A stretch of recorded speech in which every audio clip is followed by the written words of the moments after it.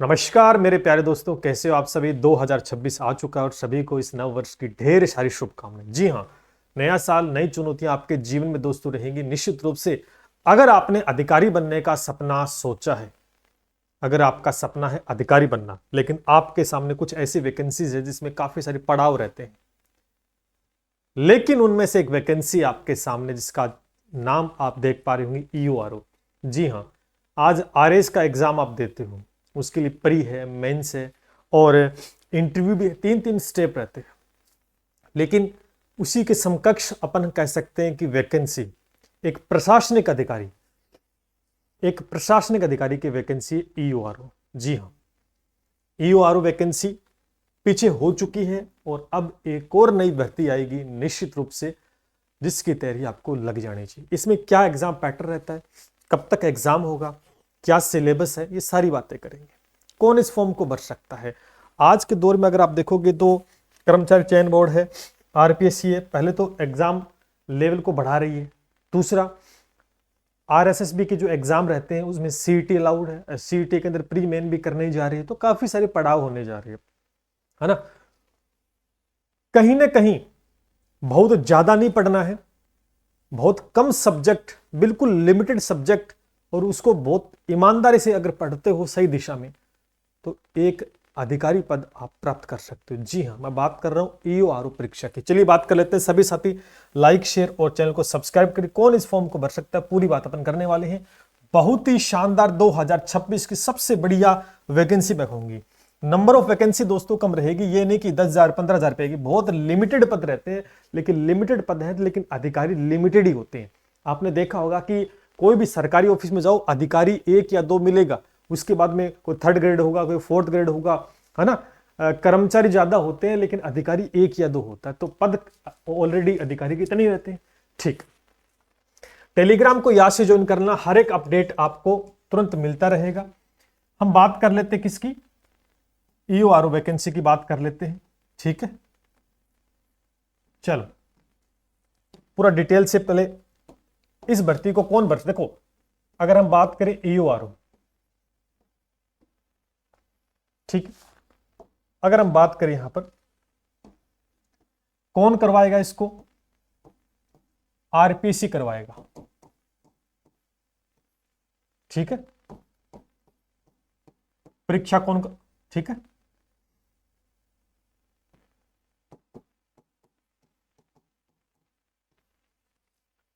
तो पहले तो आरपीसी के जो भी एग्जाम होते हैं उसके अंदर कहीं ना कहीं आपको सीईटी देखने को नहीं मिलता। तो इस दूसरा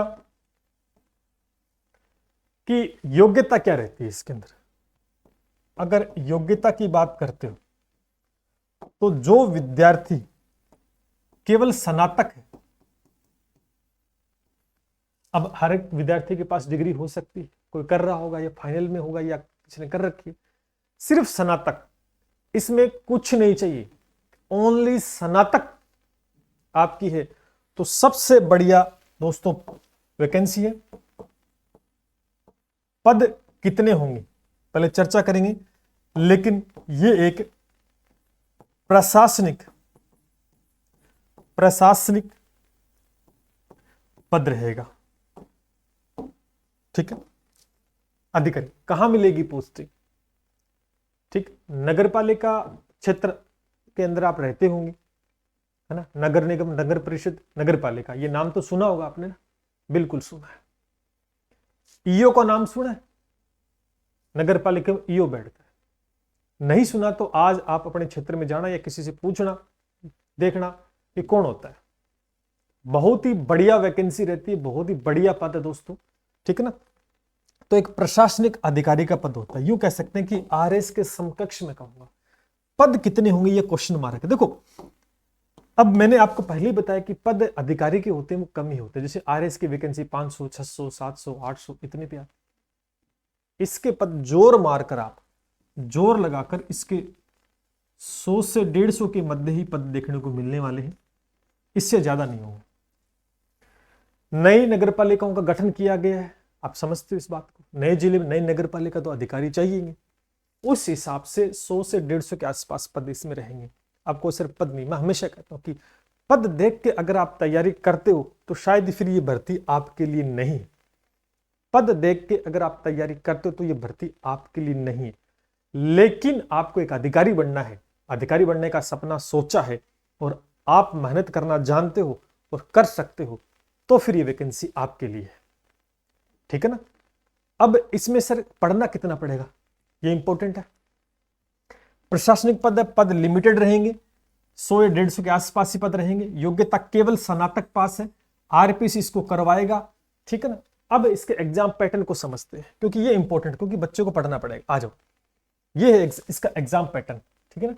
एग्जाम पैटर्न में आपको करना क्या है, देखो भाई, सामान्य ज्ञान जिसमें भारतीय संविधान है, राजनीतिक व्यवस्था है और प्रणाली है, राजस्थान का इतिहास है, कला संस्कृति है और राजस्थान का भूगोल है। यहां पर आप देखोगे, मैं आपको इस वैकेंसी को इसलिए भी बढ़िया मानता हूं कि इसमें मल्टीपल सब्जेक्ट नहीं है, पूरा राजस्थान का जीके पढ़ना है। राजस्थान का इतिहास है, राजस्थान की ज्योग्राफी है, राजस्थान की आर्ट एंड कल्चर है, प्लस में इंडिया जीके भी इसमें नहीं है, सिर्फ इंडियन पॉलिटी पढ़नी है आपको। इंडियन पॉलिटी को पढ़ना है, ठीक है ना, जिसमें राजस्थान की भी पॉलिटी शामिल, तो राजस्थान की तो पढ़नी ही पढ़नी। और आप कोई सिमिलर एग्जाम दो, छोटा सा एग्जाम देते हो, उसमें हिंदी आती है, अंग्रेजी आती है, गणित आती है, साइंस आती है, बहुत सारे सब्जेक्ट रहते हैं जिसमें दिक्कतें आती। इसमें सिर्फ राजस्थान जीके जिसका वेटेज रहता है 80 अंक का। ठीक है ना। और उसके बाद में जब ये भाग ब, इसमें ये रहता है भाग ए के अंदर आपका राजस्थान का जीके, और दूसरा इसमें नगर पालिका अधिनियम 2009 से संबंधित जितनी भी योजनाएं रहती है वो इसका सिलेबस है, उसका पार्ट रहता है 40 अंक का। 40 अंक का पूरा का पूरा समझकर याद करने वाला मैटर है। 2 ही सब्जेक्ट है, राजस्थान का जीके है और नगर पालिका है। राजस्थान जीके आप हर एग्जाम में पढ़ते हो और अच्छे लेवल पे तैयार करना पड़ेगा इस भर्ती के लिए। इंडिया का जीके नहीं, सिर्फ इंडियन पॉलिटी इसमें आपको पढ़नी है। फिर नगर पालिका 120 प्रश्न रहेंगे। कितने प्रश्न रहेंगे? 120 प्रश्न रहेंगे। 1 अंक का 1 प्रश्न है, 2 घंटे का समय मिलेगा और ऋणात्मक अंक रहेगा, वो नेगेटिव मार्किंग 1/3 रहेगी। कितना रहेगी? 3 प्रश्न गलत करते हो तो 1 सही के अंक काट लिए जाते हैं। समझ पा रहे हो? यानी अगर हम इसमें सब्जेक्ट की बात करें, कि अगर हम बात करें ईओआरओ वैकेंसी में, ईओआरओ वैकेंसी की बात करें तो इसके अंदर विषय क्या क्या रहते हैं ये बहुत इंपॉर्टेंट है।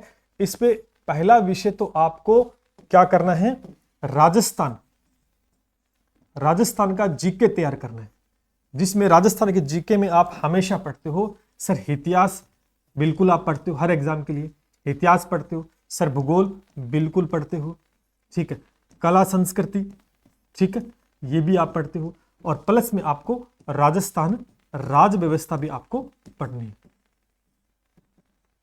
ठीक है। ये सब तो या सब्जेक्ट जो आप देख पा रहे हो क्या आपसे छिपे हुए हैं? नहीं, आप छोटा एग्जाम देते हो, बड़ा देते हो, राजस्थान जीके आता है। उसके बाद में इसके अंदर दूसरा जो रहता है वो रहता है नगर पालिका अधिनियम से संबंधित जितनी भी चीजें हैं, ठीक है, ये रहेगा। ये तो 40 प्रश्न इसके आने हैं और इस पार्ट के आने 80 प्रश्न। अब बताओ इससे आसान परीक्षा आपको मिलेगी क्या? केवल राजस्थान जीके और इंडियन, अच्छा इसमें इंडियन पॉलिटी अपने नहीं लिखी, प्लस में भारतीय राज व्यवस्था, ये रहेगा। इसको मिलाकर 80 प्रश्न रहते हैं। नगर पालिका अधिनियम इसके 40 प्रश्न रहते हैं और टोटल जो प्रश्न रहेंगे वो 120 प्रश्न रहेंगे। अब आप देख लो, अच्छा फिर आपके मन में आएगा सर सिलेबस बहुत बड़ा होगा। अरे आरएस की तैयारी करते हो, एक तो परी देते हो, मेन देते हो, है ना, बहुत सारी चीजें रहती है। इसमें वनडे एग्जाम है, एग्जाम दो, कोई इंटरव्यू नहीं है, कोई कुछ नहीं है, एक एग्जाम में पास करो और नौकरी लो, सिंपल सी बात है। आ जाओ सिलेबस पे चर्चा कर लेते हैं। सिलेबस पे बात करें तो ये सामान्य ज्ञान भाग ए में आपका राजस्थान का इतिहास पढ़ना है, राजस्थान की कला संस्कृति पढ़नी है, ठीक है ना। इसमें इतिहास और कला संस्कृति दोनों, ठीक है, यहां से इतिहास और कला संस्कृति, ठीक है। ये इतिहास और कला संस्कृति का आप कौन कौन से टॉपिक आप अच्छे से देख सकते हो। देखो इसके अंदर वही कि राजस्थान के प्राहैतिहासिक स्थल, पुषाण, ताम्र, कांस्य युग तक, ठीक है। और राजस्थान के समाज, धर्म, संस्कृति, कछुआ वंश, गुहिल, प्रतिहार, सिसोदिया, परमार, राठौड़, ये है। मध्यकालीन राज व्यवस्था, ये लगभग रीट का सिलेबस, रीट में आता है कि नहीं आता, बिल्कुल आता है। आधुनिक राजस्थान का उदय है, ठीक है। राजनीतिक जन जागरण है, समाचार पत्र है, किसान आंदोलन है, प्रजा मंडल है, मंदिर है, किले है, महल है ना, तो नदियां हैं, झीलें हैं, हस्तकला, लोक नृत्य, लोकवाद्य है, राजस्थान की संस्कृति परंपरा, ऐतिहासिक पर्यटन स्थल है, ऐतिहासिक व्यक्तित्व है ना, मेले त्योहार, ये देखो रीति रिवाज, वेशभूषा। क्या ये आपने पढ़ा नहीं? बिल्कुल पढ़ा है, और ये हर एग्जाम में आता है। लेकिन अब इसको थोड़ा सा एक अच्छे लेवल पे तैयार करोगे तो ये बड़ी भर्ती के लिए तैयार हो जाएगा, ठीक है। उसके बाद में राजस्थान का भूगोल, जिसमें राजस्थान का भौतिक प्रदेश आगे, जलवायु आगे, नदियां, झीलें, प्राकृतिक वनस्पति मृदा, गेहूं, मक्का, जौ, कपास, गन्ना। देखो इसमें बहुत सिस्टम, बड़ी भर्ती का एक फायदा बहुत होता है कि जैसे यहाँ पर प्रमुख फसलें दे दी, तो हो सकता है कि विद्यार्थी को पता नहीं कौन कौन सी फसल पढ़नी है, कहां से प्रश्न लेगा, लेकिन आपको पहले से बता दिया है कि गेहूं, मक्का, जौ, कपास, गन्ना, बाजरा, इन्हीं को पढ़ना है और इसी से रिलेटेड जो बात पेपर में आएगी, इसके अलावा आपको अलग कुछ पढ़ने की आवश्यकता नहीं। ये सबसे बड़ा फायदा होता है कि बड़ी भर्ती का, कि सिस्टमेटिक तरीके से क्वेश्चन का आता है, ठीक है ना। उद्योग है, सिंचाई परियोजना है, जनसंख्या है, खनिज है, ऊर्जा है, जैव विविधता, बायोडाइवर्सिटी है, ठीक, पर्यटन स्थल है और खनिज संपदा है। ये सिलेबस लगभग हर एक एग्जाम में आपको देखने को मिल सकता है, ठीक है, वही है। उसके बाद में अगर हम बात करें राजस्थान की पॉलिटी के अंदर, भारत का संविधान है, उसके अंदर एक एक बात को स्पष्ट किया है। अब भारतीय संविधान को विद्यार्थियों को ये पता नहीं चल पाता कि इसे पढ़ना कितना है, क्या पढ़ना है भारतीय संविधान में, तो यहाँ एक एक बात लिखी है कि संविधान सभा को पढ़ना है, संविधान की विशेषताएं क्या है, संशोधन कौन से हुए, उद्देश्य, मूल अधिकार है, नीति निर्देश तत्व है, मूल कर्तव्य, एक एक बात को मेंशन किया गया जिससे कि बहुत ही तरीके से आप पढ़ सकते हो। उसके बाद में राज व्यवस्था है, उसके अंदर राष्ट्रपति है, प्रधानमंत्री है, मंत्रिपरिषद, संसद है, उच्च न्यायालय, न्यायिक प्रणाली, भारतीय निर्वाचन आयोग है, नीति, ये एक एक चीज, संघवाद है, भारत में लोकतांत्रिक राजनीति, गठबंधन सरकार, राष्ट्रीय एकीकरण, ये एक एक करके आपको पढ़ना पड़ेगा। हर एक लाइन पॉइंट टू पॉइंट दे रखी है। उसके बाद अगर हम बात करें राजस्थान की, वो तो इंडियन होगी, अब राजस्थान की पढ़ लो। राज्यपाल है, मुख्यमंत्री, मंत्रिपरिषद, विधानसभा, उच्च न्यायालय आ गया, जिला प्रशासन, स्थानीय स्वशासन, पंचायती राज आ गया, आरपीसी आ गया, राज्य मानव आयोग, राज्य निर्वाचन आयोग आ गया, सूचना ये आ गया। उसके बाद में ये करंट का, ये रहता है करंट का सेक्शन, ठीक है, ये कुछ, ये भी पॉलिटी है और ये करंट का सेक्शन जिसमें कि बहुत टू द पॉइंट लिखा गया। बताओ, खेल खत्म। ये है चीजें बहुत बेहतर तरीके से आपको वेल मेंटेन इस परीक्षा में है, ठीक है। अब कहोगे सर इस परीक्षा की एग्जाम कब तक होगी, इस परीक्षा की ईओआरओ, ठीक है, पद मैंने आपको बता दिए, कहने की आवश्यकता नहीं है, ठीक है, पद मैंने बता दिए 100 से 150 होंगे। अगर पद देख के तैयारी करते हो तो भैया तैयारी नहीं कर पाओगे इस भर्ती की, पहली बात तो। दूसरा, योग्यता है स्नातक पास। मुझे नहीं लगता कि इससे बढ़िया ग्रेजुएशन के बेस पे भर्ती दोस्तों हो सकती है। योग्यता में अब इसका एग्जाम डेट क्या है, एग्जाम डेट क्या हो सकती है, आरपीसी ने अभी कैलेंडर जारी कर दिया है, आरपीसी, उसके अंदर इसका जिक्र नहीं है, इसका मतलब भर्ती नहीं आएगी, निश्चित रूप से आएगी। अब मार्च के आसपास जो नगर पालिका गठन है वो पूर्णतः हो जाएगा और उसके कर्मचारियों की आवश्यकता पड़ेगी। उसके बाद में आपको एग्जाम डेट, तो पहले मैं आपको इसका नोटिफिकेशन बता दूं कब तक आ सकता है, ठीक है, इसका नोटिफिकेशन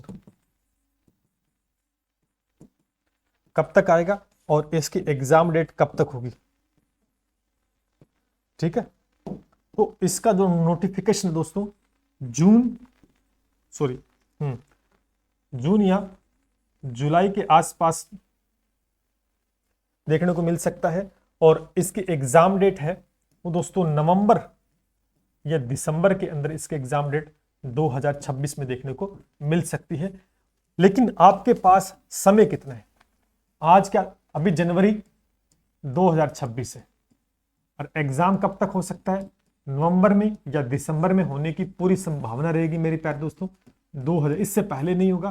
तो आपके पास देख लो कितने महीने, कम से कम मैं आपको कह सकता हूं कि 9 से 10 माह का समय है और 9 से 10 माह में इतना मैटर क्या आप रट नहीं सकते, बिल्कुल आप अच्छे लेवल पर रट सकते, इससे बढ़िया मौका नहीं मिलेगा। साल भर का समय आपके पास है, 2 सब्जेक्ट कंठस्थ करने। उसके बाद में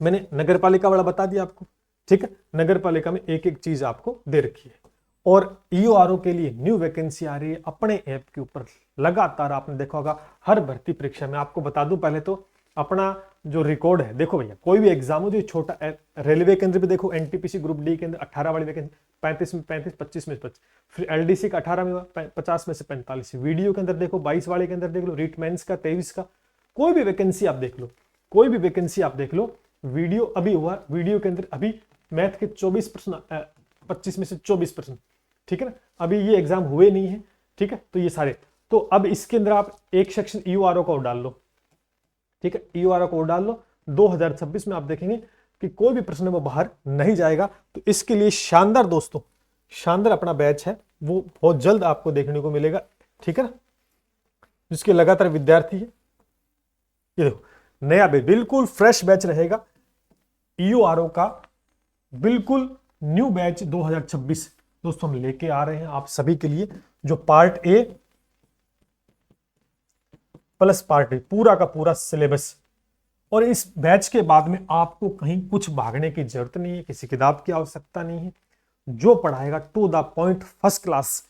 अभी RPC बोर्ड ने क्या बोला, मूल किताबों से प्रश्न पढ़ना है, पढ़ने की कोई आवश्यकता नहीं कि मूल किताबें हमें पढ़नी है, हम पढ़ेंगे कहां से प्रश्न आएगा, क्या कुछ आएगा, क्योंकि मूल किताबों का मतलब सीधा सा है कि आपके पास इतना सारा ढेर हो जाएगा, तो शायद आपको वहां छटनी करना बड़ा मुश्किल हो जाएगा। इसलिए सब कुछ एक जगह आपको मिलेगा, पार्ट ए पार्ट बी, कोई भी प्रश्न आपको बाहर देखने को नहीं मिले, क्योंकि ये लगातार हमने हर भर्ती परीक्षा में अचीवमेंट किया है, एक बार नहीं, दो बार नहीं, पता नहीं कितनी बार हमने इसको करके दिखाया है। इसका लगातार यूट्यूब पे हम लाइव प्रूफ भी दे पा रहे हैं। अभी थर्ड ग्रेड होने वाला है जनवरी के अंदर, उसके अंदर देखना ताबड़तोड़ प्रश्न सीधे के सीधे देखने को मिलने वाले हैं। निश्चित रूप से घबराने की आवश्यकता नहीं। अगर कोई विद्यार्थी EORO की भर्ती के लिए तैयारी करना चाहता है तो पहले तो डिसाइड कर लो कि मुझे पद नहीं देखने हैं। पद हो सकता है 100 से कम भी हो जाए, मैं आपको फिर कह रहा हूं, क्योंकि पद रहेंगे लिमिटेड, लेकिन सपना है एक अधिकारी बनने का, सपना है एक अधिकारी बनने का, और लगे कि मैं RS हूं, RS जैसा, तो फिर EORO आपकी मेहनत करनी पड़ेगी, क्योंकि मेहनत दबाकर करवाएंगे। कोई सोचे कि सिर्फ थोड़ा करवा दो, 5 क्लास है 10 क्लास है काम बन जाएगा, नहीं, शॉर्टकट नहीं होगा, बहुत तरीके से पढ़ना पड़ेगा और अच्छे लेवल पे। आज जितना पढ़ रहे हो 10 घंटे 9 घंटे लगातार, जिस दिन पेपर होगा उस दिन तक आपको 9-10 घंटे पढ़ना पड़ेगा। 2 ही सब्जेक्ट है मेरे प्यारे दोस्तों, 2 ही सब्जेक्ट है, कोई भी चिंता करने की आवश्यकता नहीं है कि चाहे नगर पालिका वाला पार्ट हो चाहे वो GK वाला पार्ट हो, आपको क्लास के अंदर याद करवाया जाएगा, फैक्चुअल पे आता है, जितने भी क्वेश्चंस बनते हैं टू द पॉइंट बताया जाएगा। लेकिन मेहनत करनी पड़ेगी, क्योंकि बिना मेहनत तो शायद इस परीक्षा को आप क्रैक नहीं कर पाओ, क्योंकि इसके अंदर पैशंस चाहिए, हिम्मत चाहिए और सही दिशा चाहिए, बस लगातार। और जो भी विद्यार्थी है लगातार इस बैच में जुड़ना चाहते हैं तो निश्चित रूप से 7665320069 पर कॉल या व्हाट्सएप करके जानकारी ले सकते हैं। ऐप पर जैसे अपना ऐप डाउनलोड कर लेना, तुरंत आपको वहां नोटिफिकेशन मिल जाएगा, जैसे बैच लॉन्च होगा ये इस नंबर पर आप जानकारी ले सकते हैं आपको, ठीक है। और लगातार नया साल है, अब देखो बाकी विद्यार्थी CET के लफड़े में काफी सारे पड़ाव रहने वाले हैं, हो सकता है तो पशु परिचर की एक और वैकेंसी आएगी, तो भाई साहब आपके सामने पशु परिचर का नया बैच है, बिल्कुल फ्रेश बैच है। पिछली बार 150 में से 130 से ज्यादा प्रश्न आपको हमने हुबहू दिखाए, इस बार भी होगा। पशु परिचर का बिल्कुल फ्रेश न्यू बैच लाइव 5 जनवरी से स्टार्ट हो रहा है। अपने ऐप पर एडमिशन स्टार्ट हो चुके हैं, ऐप पे जाओ, अभी आप बाय कर सकते हो। LDC का बैच भी लाइव है, बिल्कुल फ्रेश बैच 2026, ये स्कूल व्याख्याता का है, ये समान CET का एग्जाम है, ये LDC वनपाल वनरक्षक का एग्जाम है। अभी जाकर आप बाय करते हो तो भैया नया साल है और नए साल के ऊपर एक विशेष ऑफर हमने दे रखा है, इसका फायदा उठा के कोई भी बैच आप ज्वाइन कर सकते हो।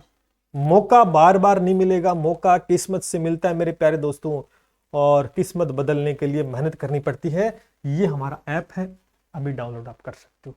फिर भी कोई और जानकारी आपको चाहिए तो कमेंट सेक्शन में आप पिन कर सकते हो। मैं फिर कह रहा हूं, क्योंकि अगर हमारा लक्ष्य बड़ा हो ना तो उसके पीछे मेहनत डबल होनी चाहिए, शॉर्टकट से सफलता नहीं मिलती। जय हिंद, जय भारत।